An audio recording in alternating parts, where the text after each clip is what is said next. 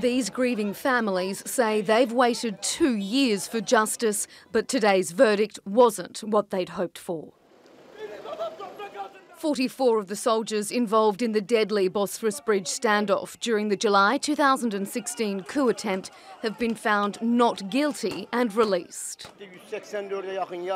184 people injured and 34 killed. I didn't hear a single soldier saying, "Do not shoot at people."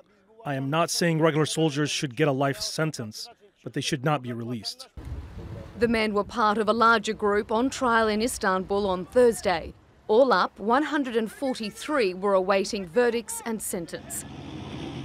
They stood accused of trying to overthrow the government, using army tanks to block the bridge and opening fire on the civilians who had gathered on the Istanbul landmark to oppose them.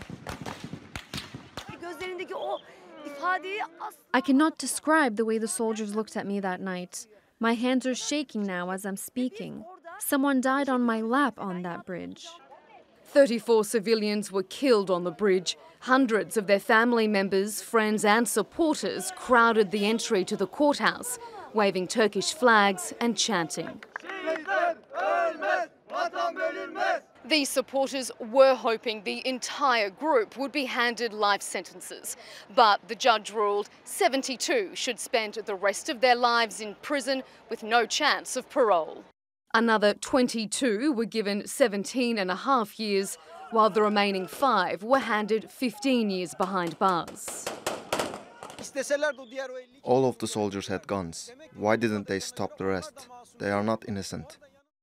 Turkey says the Fethullah terrorist organisation, led by US-based businessman and cleric Fethullah Gulen, was behind the failed plot to overthrow the government. Prosecutors say they'll appeal the court's decision and will keep fighting until these families finally have justice.